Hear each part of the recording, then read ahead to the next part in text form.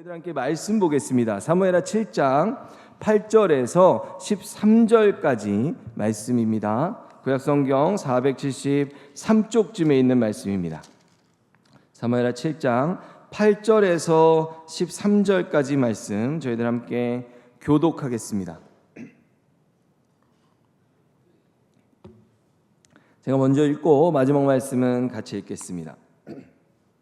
그러므로 이제 내 종 다윗에게 이와 같이 말하라. 만군의 여호와께서 이와 같이 말씀하시기를 내가 너를 목장 곧 양을 따르는 데에서 데려다가 내 백성 이스라엘의 주권자로 삼고 내가 가는 모든 곳에서 내가 너와 함께 있어 내 모든 원수를 내 앞에서 멸하였은즉 땅에서 위대한 자들의 이름같이 내 이름을 위대하게 만들어 주리라. 내가 또 내 백성 이스라엘을 위하여 한 곳을 정하여 그를 심고 그를 거주하게 하고 다시 옮기지 못하게 하며 악한 종류로 전과 같이 그들을 해하지 못하게 하여 전에 내가 사사에게 명령하여 내 백성 이스라엘을 다스리던 때와 같이 아니하게 하고 너를 모든 원수에게서 벗어나 편히 쉬게 하리라. 너가 또 내게 이르노니 여호와가 너를 위하여 집을 짓고 내 수완이 차서 내 조상들과 함께 누울 때 내가 내 몸에서 내 씨를 내 뒤에 세워 그의 나라를 견고하게 하리라. 그는 내 이름을 위하여 집을 건축할 것이요 나는 그의 나라 왕위를 영원히 견고하게 하리라. 아멘.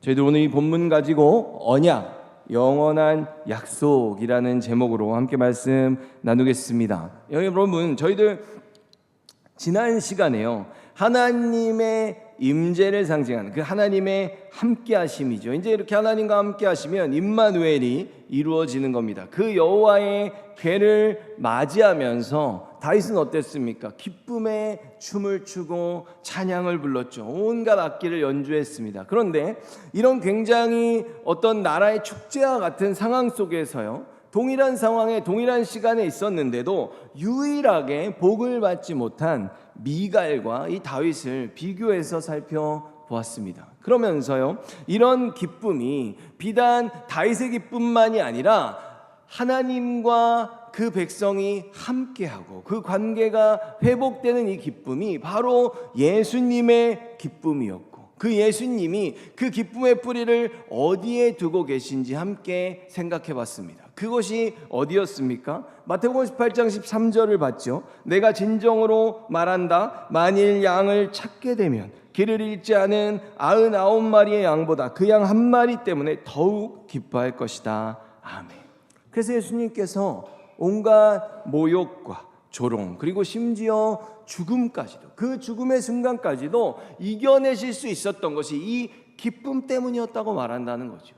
사랑하는 자녀들을 구원할 수 있고 그들과 내가 다시 이 죄의 벽을 허물고 하나로 회복될 수 있다는 그 기쁨에 주님께서 모든 것을 이겨내신 겁니다. 그래서요, 이처럼 다윗의 삶은 그 전체가 그 예수 그리스도의 삶을 예표하는 수많은 순간들로 채워져 있습니다.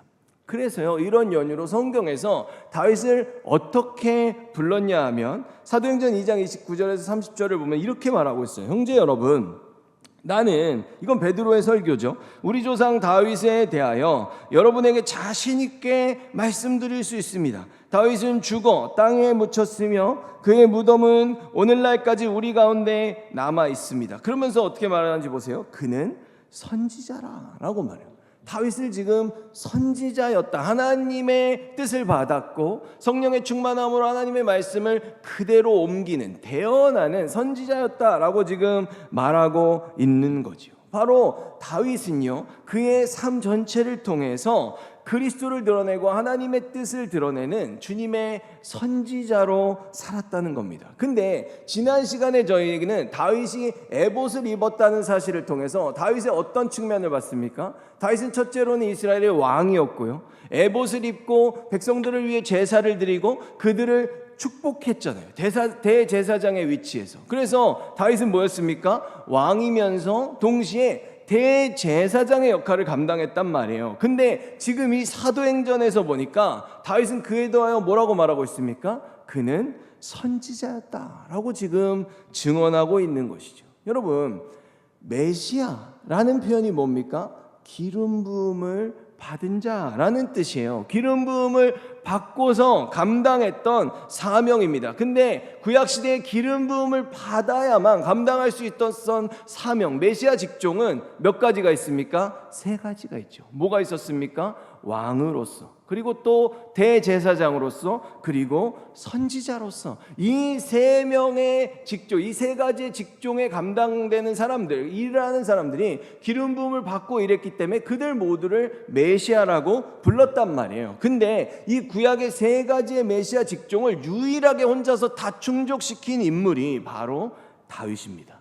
그래서 사실 예수님께서도요, 어떻게 오신 겁니까? 왕으로 오셨고 대제사장으로 오셨고 하나님의 복음을 우리에게 증거하시는 선지자로 이 땅에 오셨거든요. 그렇기 때문에 이런 주님을 드러내는 역할을 누가? 바로 다윗이 감당했다는 겁니다.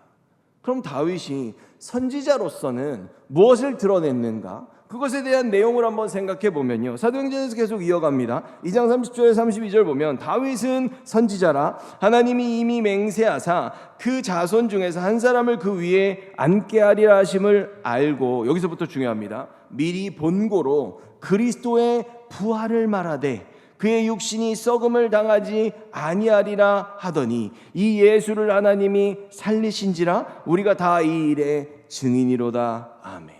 여러분, 사실 이게 굉장히 놀라운 대목입니다.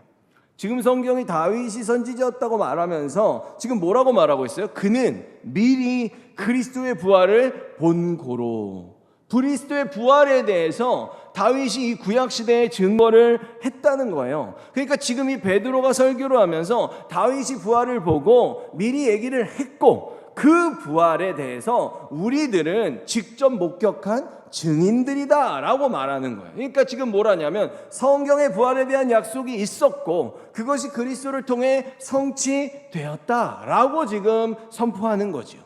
그런데 여러분, 다윗이 하나님의 대언자로 살면서 드러낸 것은 이뿐만이 아닙니다. 그리스도의 부활만이 아니라는 거예요. 다윗은 이런 고백을 했어요. 자신이 직접 선지자임을 자신의 입술로 고백을 했었다는 거죠. 그게 사무엘하 23장 1절에서 2절 보면요, 이는 다윗의 마지막 말이라. 다윗이 마지막으로 내가 어떤 삶을 살았는지 사람들한테 얘기하는 거예요. 너희들 내 인생을 보면서 무엇을 봐야 되는가 하면 2절에 여호와의 영이 나를 통하여 말씀하시며 그의 말씀이 내 혀에 있도다. 아멘. 어떤 거예요? 지금 이처럼 다윗은요, 자신이 그의 삶을 통해서 왕 대신 그리스도, 그리고 대제사장이신 그리스도, 그리고 또 선지자이신 그리스도를 직접 드러내며 사는 삶을 살았음을 고백하는 거죠. 그리고 더 많은 부분들이 바로 이런 다윗의 입술을 통해 증거되었습니다. 첫째로요, 히브리서에서 다윗의 시편인 시편 40편 6절을 인용해서 이렇게 설명합니다. 히브리서 10장 5절 보면요, 그러므로 주께서 세상에 임하실 때 이르시되 하나님이 제사와 예물을 원하지 아니하시고 오직 나를 위하여 한 몸을 예비하셨도다. 아멘. 여러분, 이 내용을 다윗이 말했다 그랬죠. 한번 생각해 보세요. 구약시대예요. 구약시대인데 더 이상 하나님께서 제사와 예물을 원치 않으셔서 이 제사와 예물을 대신하는 인간의 한 몸을 예비하셨도다 라고 다윗이 말한 거예요. 여러분, 이게 무엇을 뜻합니까? 이 부분이 바로 예수 그리스도의 성육신을 얘기하는 대목입니다. 이제는 더 이상 구약시대의 똑같은 제사의 방식대로 동물을 죽이지 않고 인간이 죄를 지었으니까 그 인간의 몸으로 직접 제물되기 위해서 오실 그리스도를 예비하셨다라고 다윗이 예언을 한 거죠.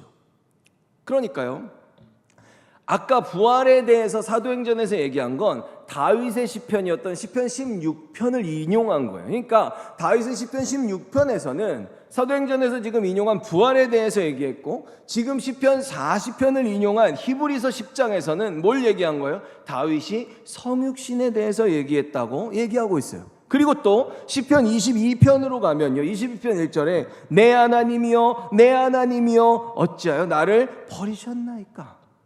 여러분, 이 고백은 어디에 나오는 고백입니까? 마태복음 27장 46절에 보면 제9시쯤에 예수께서 크게 소리질러 이르시되 엘리 엘리 라마 사박다니 하시니 이는 곧 나의 하나님 어찌하여 나를 버리셨나이까 하는 뜻이라. 아멘. 이게 뭐예요? 지금 다윗이요, 예수님께서 십자가 위에서 하셨던 그 고백을 말한 겁니다. 그러니까 다윗은 또 여기서 어떤 거예요? 지금 시편 22편의 말씀을 통해서는 예수 그리스도의 십자가의 사건을 예언했다는 겁니다. 그리고 또 있습니다. 시편 110편 1절로 가면요, 여호와께서 내 주에게 말씀하시기를 내가 내 원수들로 내 발판이 되게 하기까지 너는 내 오른쪽에 앉아 있으라 하셨도다. 아멘. 여러분, 지금 이 말씀은 어떤 얘기를 하는 것 같아요? 예수님의 승천과 재림 사건을 말하고 있습니다. 예수님이 부활을 하셨죠. 그리고 부활하시고 이 땅에서 40일 동안 지내신 다음에 승천하십니다. 그리고 하늘로 올라가서 어디 계신 거예요? 하늘 보좌 우편에 계시다라고 성경에서 말한단 말이에요. 거기서 지금 보좌 우편에서 우리를 도우시고 우리를 위해 간구하고 기도하고 계십니다. 그런데 언제까지 거기 계신 거예요? 다시 재림하실 때까지. 그때가 언제입니까? 원수의 머리를 완전히 밟아서 원수가 더 이상 존재하지 않을 때까지. 그러니까 지금 다윗은 시편 110편을 통해서 어떤 거예요? 예수 그리스도의 승천과 재림을 노래하고 있다는 거죠. 여러분 어떻습니까? 이처럼 다윗은요, 그의 삶 전체를 통해서 그리스도의 모든 행적을 다 드러냈다 해도 과언이 아닐 정도로 굉장히 존귀한 선지자의 삶을 살았다는 겁니다. 그런데요, 여러분, 이런 그리스도의 삶을 대변했던 선지자의 역할을 감당했던 다윗이 그리스도의 기쁨이라는 제목이 달려있는 시편에서 이런 말씀을 대언합니다. 시편 16편 1절에서 3절 보면요, 하나님이시여 나를 보호해 주소서 내가 주께로 피합니다. 이게 예수님의 지금 독백처럼 우리가 읽으면 되는 거예요. 내가 여호와께 말합니다. 당신은 나의 주님이시니 주님을 떠나서는 어디에도 나의 행복이 없습니다. 땅에 있는 성도들은 존귀한 자들이니 나의 모든 즐거움이 그들에게 있도다. 아멘. 이것이 지금 예수님의 고백이라는 거예요. 첫째로 뭐라 그랬어요? 나의 모든 행복이 주님과 함께함에 있도다라고 말했죠. 바로 여호와 하나님과 함께함, 그 임마누엘이 우리를 대표하는, 예수님은 우리의 대표자이거든요. 모든 성도들의 행복의 이유라고 말씀하고 계십니다. 그리고 여러분, 여기서는 행복으로 번역이 됐지만 본래 성경에 나오는 행복이란 단어가 우리가 잘 알고 있는 복입니다. 그래서요, 시편 1편도 복에 대해서 막 얘기를 하죠. 시편 1편도 우리가 영어 성경을 보면요, 해피니스라고 써 있습니다. 그리고 지금 두 번째로 나오는 뭐예요? 즐거움, 그 기쁨이라는데 이것은 가장 큰 기쁨을 말하고 있어요. 좀 더 구체적으로 말하면 내 삶에 가장 가치 있는 것이라는 의미를 갖습니다. 바로 이거죠. 그리스도께서 하늘 보좌를 버리고 이 땅에 내려오셨어요. 그리고 한 번 더 낮아지심으로 세상의 종이 되신 것, 우리를 위해 죽음을 감당하신 것이 바로 이 기쁨 때문이었다는 거예요. 근데 그 기쁨이 뭐냐 하면 그분의 모든 가치와 그분의 모든 즐거움의 이유가 어디에 있는가? 이 땅의 성도들에게 있다는 겁니다. 놀라운 말씀이죠. 여러분, 그러면 진정 우리들에게 주님께서 이렇게까지 하실 만한 이유가 있는가? 이것을 우리가 생각하며 살아야 되는 거예요. 나 같은 게 뭐라고 이렇게까지 그 기쁨이 나에게 있다고 하시면서 나를 사랑하시는가? 그렇지 않습니까?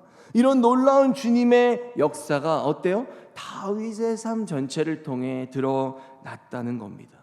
그리고 이제 드디어 여호와의 괴가 다윗성으로 안전하게 들어오지 않았습니까? 그러자 하나님께서 이제 다윗과 언약을 맺으십니다. 여러분, 언약은 어려운 게 아니에요. 언약은 너는 나의 백성이고 나는 너의 아버지이고 왕이다 라는 이 하나님의 약속이 이루어지는 게 언약입니다. 근데 이 언약궤가 들어온 거잖아요. 언약궤는요, 궤라는 그 이름이 상자라는 뜻이거든요. 그래서 그 상자 안에, 언약궤 안에 무엇이 들어있냐 하면 출애굽기 40장 20절 보면 모세는 증거판을 언약궤 안에 넣었습니다. 그리고 언약궤에 채를 끼우고 그 위에 속죄판을 덮었습니다. 이렇게 되어 있어요.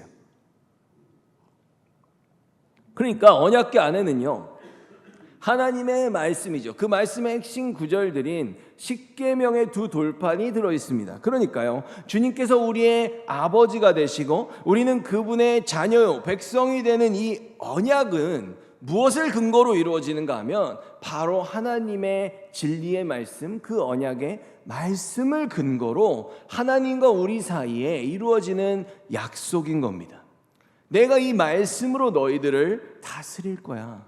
내가 이 말씀으로 너희들을 자녀처럼 내가 훈계하고 사랑할 거야 라는 이 말씀이 우리들에게 있고, 그러니 너희들은 이 말씀을 지키며 살아가 라는 명령이 있는 것이죠. 이것이 하나님과 우리 사이의 언약이고 그 말씀이 언약의 근거라는 겁니다. 그래서요, 하나님의 대리자로서 이스라엘 백성들을 다스려야 했던 이스라엘의 왕은요, 당연히 그 누구보다도 이 말씀을 가까이 해야만 한다는 명령을 받은 사람들이었습니다.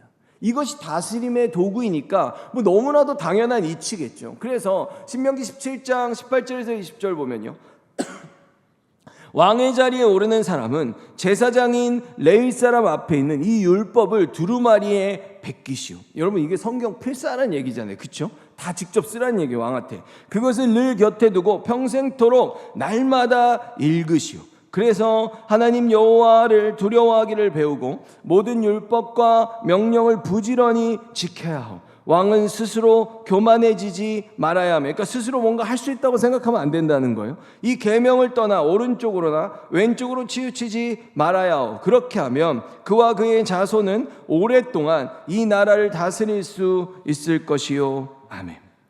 새로운 나라, 하나님의 나라를 세우기 위해서 이제 가나안 땅에 들어가는 그 직전에 이 신명기 말씀을 받은 거죠. 근데 너희들이 언젠가 그 나라에 들어가면 왕을 요구할 거라는 거예요. 근데 너희들과 나의 이 언약의 근거는 말씀이기 때문에 누군가가 나를 대신하는 대리자로서 다스려야 한다면 그에게 가장 중요한 건 하나님의 언약의 말씀이라는 거예요. 그래서 그 왕이 뭘 해야 되냐면 말씀을 날마다 필사해야 되고 그 말씀을 날마다 읽고 부지런히 지켜내야 된다라고 말씀하신 거죠. 이건 하나님의 명령입니다.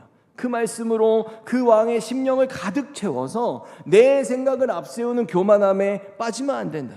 오른쪽이나 왼쪽이나 인간들의 어떤 미혹이 있는 방향이 아니라 하나님의 진리의 말씀이 가르치는 그 길로 온전히 걸어가야 된다는 거죠. 그러니까 여러분, 사실 오늘 주님께서요, 다윗에게 주신 언약은 지금 저희가 읽은 이스라엘에 입성할 때 신명기의 말씀을 통해 왕들에게 주신 그 약속이 이루어진 겁니다. 왜 그러냐면 여러분 보세요.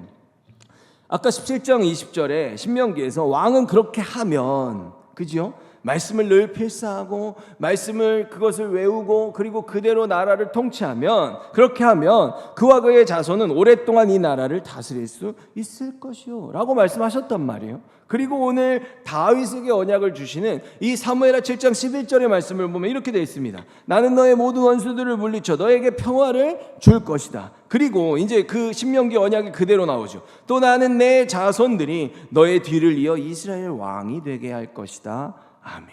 동일한 약속을 주셨어요. 여러분, 저희가 이 사무엘서를 살펴보면서 이 사무엘서의 핵심 구절이 뭐라고 말씀드렸습니까? 사무엘상 16장 7절이에요. 여호와께서 사무엘에게 이르시되 내가 보는 것은 사람과 같지 아니하니 사람은 외모를 보거니와 나 여호와는 중심을 보느니라 하시더라. 아멘. 이것이 심장이라는 단어라고 말씀드렸죠. 우리의 중심입니다. 이 중심을 보세요. 근데 이 중심에 나의 생각과 나의 판단이 아니라 주님의 말씀으로 이 심장을 가득 채워서 우리가 하늘 백성답게 살아가는 게 주님이 우리들에게 원하시는 모습이란 말이에요. 여러분, 성경에는요 엘샤다이라는 하나님의 이름이 나옵니다. 이 엘샤다이가 무슨 뜻인가 하면 창세기 35장 11절 보면요, 하나님이 야곱에게 이르시되 나는 전능한 하나님이라 라고 하세요. 바로 이 전능한 하나님이라는 뜻이 엘샤다이입니다. 근데 이 엘샤다이가요 어디서 나오는가 하면, 첫째로는 아브라함과 이삭과 야곱에게 언약을 하실 때 이 엘샤다이가 나와요. 그리고 굉장히 특별하게 욥기서에서 이 엘샤다이의 하나님이 가장 많이 나옵니다. 엘샤다이가 구약 성경에 총 48번이 나오거든요. 근데 31회가 욥기에 나와요. 그럼 여러분, 욥기에 나오는 엘샤다이의 예시를 한번 볼게요. 욥기 5장 17절 18절 보면요, 하나님께서 잘못을 꾸짖는 자에게는 복이 있으니, 여기죠, 전능자의 징계를 거절하지 말게나 그분은 상처를 입히셨다가도 싸매 주시고 치신 후에는 치료해 주시기 때문이지 라고 되어 있어요. 여기서 나오는 전능자, 바로 이것이 하나님의 이름 중 엘샤다이라는 이름입니다. 여러분, 하나님의 백성들과 언약을 맺을 때 나오고요, 지금 가장 많은 횟수로 욥이 고난을 받을 때 나오는 하나님의 이름이 전능자라는 엘샤다이예요. 여러분, 지금부터 잘 들으셔야 됩니다. 이 엘샤다이는 전능자 하나님으로 알려져 있어요. 그런데 이 엘샤다이의 직역을 보면, 엘샤다이의 직역은 하나님은 나의 가슴이시다입니다. 하나님은 나의 마음이시다라는 뜻이에요. 여러분, 이게 무슨 말인가 하면, 보통 사람들은 하나님의 전능하심이라 그러면 내 삶의 어려운 문제를 해결하는 육적인 기적들과 연결을 짓죠. 근데 지금 성경에서 엘샤다이는 어떻다는 거예요? 우리의 마음, 우리의 심령이 하나님의 마음을 품게 하는 전능함이라는 겁니다. 전능하신 하나님께서 그분이 갖고 있는 모든 놀라운 능력을 전부 다 총동원해서 주님이 우리에게 무엇을 하시는가, 바로 우리가 하나님의 백성이 될 수 있도록, 우리가 주님의 그 마음을 품을 수 있도록 역사하신다는 거예요. 그래서 결국에는 모든 백성들이 주님의 마음을 품을 수 있도록, 그래서 하나님의 백성다운 삶을 살아가게 하시는 것이 바로 전능하신 하나님의 역사의 목적이라는 거예요. 그래서 하나님과 언약을 맺을 때 하나님의 백성 되는 거잖아요. 그리고 욥이 고난을 왜 받습니까? 하나님이 욥한테 말씀하시는 거예요. 내 마음을 좀 더 알아줄 수 있겠니? 라고 욥에게 끊임없이 말씀하시는 거죠. 그래서 그곳에 엘샤다이 하나님이 가장 많이 나온다는 겁니다. 여러분, 하나님의 언약 백성들은요, 이처럼 어때요? 그 누구보다도 하나님의 마음을 잘 알아야 됩니다. 또 그 모든 전능함을 총동원해서 지금 욥에게 하나님의 마음을 품기를 원하셨기 때문에 하나님께서는 욥에게 고난을 주셨다는 거예요. 상처를 주시기도 하지만 싸매기도 하시고 결국에 너희들을 세워주신다고 말씀하시잖아요. 여러분, 정말로 놀랍지 않습니까? 우리가 이런 엘샤다이의 의미를 알고 그 하나님의 전능함의 목적을 알 때 우리가 그동안 얼마나 전능하신 하나님의 의도를 엘샤다이라는 이름을 보면서 잘못 이해하며 살아온 겁니까? 지금도 성령께서 우리 안에 내주하시며 우리들로 하여금 하나님의 마음을 품은 백성이 되길 원하십니다. 이 엘샤다이가 우리의 가슴마다, 우리의 마음마다 함께 하시는 성령님이고 성령의 능력이고, 지금도 여전히 우리를 성전 삼아서 우리들로 하여금 하나님의 마음을 품은 자로 살아가게 하시기 위해 그분의 모든 전지전능함을 동원하고 계신다는 거예요. 그래서 정말로 주님의 마음이 우리의 마음이 되면요, 그래서 하늘의 뜻이 이 땅 가운데서 우리들의 삶을 통해 이루어질 때 그 동일한 마음을 품은 우리가 어떻다는 거예요? 하나님의 마음이 우리의 마음이기 때문에 하나님의 뜻이 이루어질 때 우리는 최고의 만족과 최고의 기쁨을 함께 누릴 수 있는 겁니다. 여러분, 다윗은요, 예수님을 대표하기도 했지만 우리 성도들을 대표하는 순종의 사람이었습니다. 근데 오늘 언약을 주실 때 얘기하시죠. 너는 사실 목동이었다. 사무엘이 이새를 방문할 때요, 너희 자녀들 중에 왕이 있다고 말을 했는데 그럼에도 불구하고 이새는요, 그 많은 아들 중에 다윗을 부르지 않았어요. 다윗은 그들 중에 엘리압처럼 외형적으로 뛰어나다거나 가정에서 특별히 인정을 받는 존재가 아니었습니다. 그런데 주님께서는 그런 다윗을 어떻게 해요? 내가 너를 결국 이스라엘의 주권자로 삼았다라고 말씀하십니다. 왜입니까? 주님은 우리의 중심을 보시기 때문입니다. 그래서 다윗은 이런 하나님을 보면서 다시 한번 그분을 찬양해요. 그러면서 고백하기를 사무엘하 7장 18절 19절에 다윗 왕이 여호와 앞에 들어가 앉아서 이르되 주 여호와여 나는 누구이오며 내 집은 무엇이기에 나를 여기까지 이르게 하셨나이까. 자신이 얼마나 자격이 없는지를 계속해서 고백하자. 주 여호와여 주께서는 이것을 오히려 부족하게 여기시고 종의 집에 있을 먼 장래의 일까지도 말씀하셨나이다. 주 여호와여 이것이 사람의 법이니이다. 아멘. 자격이 없음을 반복적으로 고백하며 내가 지금 얼마나 주님께 무한 감사를 드리고 있는지를 말하죠. 근데 이 마지막 부분에요, 이것이 사람의 법이니이다 라고 말하는 이 부분은요 굉장히 특별한 부분입니다. 한마디로 지금 다윗이요, 하나님께서 나에게 언약하시고 이 언약을 네가 이 언약의 근거가 되는 말씀대로 살아가면 내가 너에게 영원한 축복을 주겠다고 지금 약속을 하고 계시죠. 근데 다윗이 이거를요 나 혼자에게 주신 약속으로 얘기하지 않고 뭐라고 말해? 사람의 법이니다. 이게 무슨 뜻이냐면 인류 전체를 향한 하나님의 약속입니다 라는 말이에요. 이게 굉장히 중요한 표현이거든요. 구약성경 전체에서 가장 중요하다고 말하는 이게 다윗 언약의 핵심 구절입니다. 그래서 다른 성경에서는 이 부분을 이렇게 번역합니다. 7장 19절 보면 주 여호와여 주께서는 장차 제 집안에 말씀하신 것도 부족하여 인류의 대강령을 주셨습니까? 이렇게 번역하고 있어요. 이게 무슨 뜻이냐면 하나님의 계획이 있다는 거예요. 근데 하나님의 계획이 뭐냐면 다윗 한 명에게만이 아니라 다윗은 그냥 한 명의 예시일 뿐이고 주님의 택한 모든 백성들이 하나님의 심장을 가지고 하나님의 마음을 품고 영원히 주님과 함께하기를 주님이 원하신다는 겁니다. 이것이 모든 사람들에게 동일한 인류의 대강령입니다 라고 지금 말하는 거예요. 시편 16편 3절에요. 아까 뭐라 그랬습니까? 이게 왜 하나님이 이런 강령을 주신 겁니까? 땅에 있는 성도들은 존귀한 자들이 나의 모든 즐거움, 기쁨이 그들에게 있도다. 여러분, 다윗은 우리들 모두의 모범입니다. 그래서 다윗이요 지금 진리의 말씀을 근거로 하나님께서 영원히 함께 하시겠다는 약속을 받았는데 이 약속은 우리들 모두에게 공평하게 적용되는 영원한 언약이라는 거예요. 그래서 주님의 기쁨이요 우리들에게 있습니다. 여러분, 그러면 반대로 한번 생각해 보면 좋겠어요. 그럼 우리들의 기쁨은 어디에 있습니까? 예수님께서는 당신의 모든 기쁨이 우리들에게 있어서 우리들을 위해서 그냥 죽으셨어요.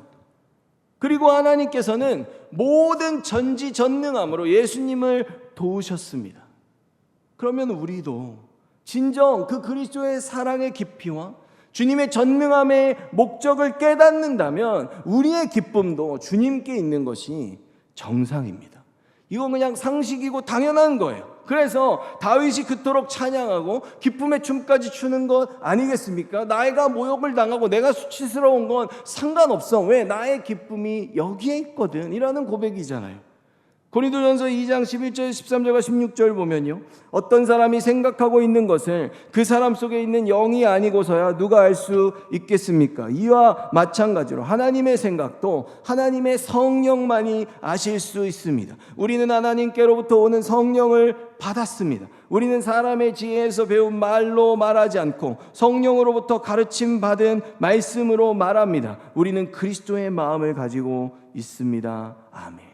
여러분, 우리가 진정 그리스도의 마음을 품고 살아가는 성령의 사람들이라면 부디 하나님의 전능함과 그리스도의 십자가의 사랑의 그 크기에 걸맞는 그런 하늘 백성다운 헌신과 섬김을 우리도 보이며 살 수 있어야 된다는 겁니다. 그게 진짜지 않습니까? 그러니 부디 주님께서요 우리에게 그분의 모든 기쁨을 다 거신 것처럼 우리도 우리의 모든 기쁨을 언제나 주님께만 두고 살아가길 예수 그리스도의 이름으로 축원합니다.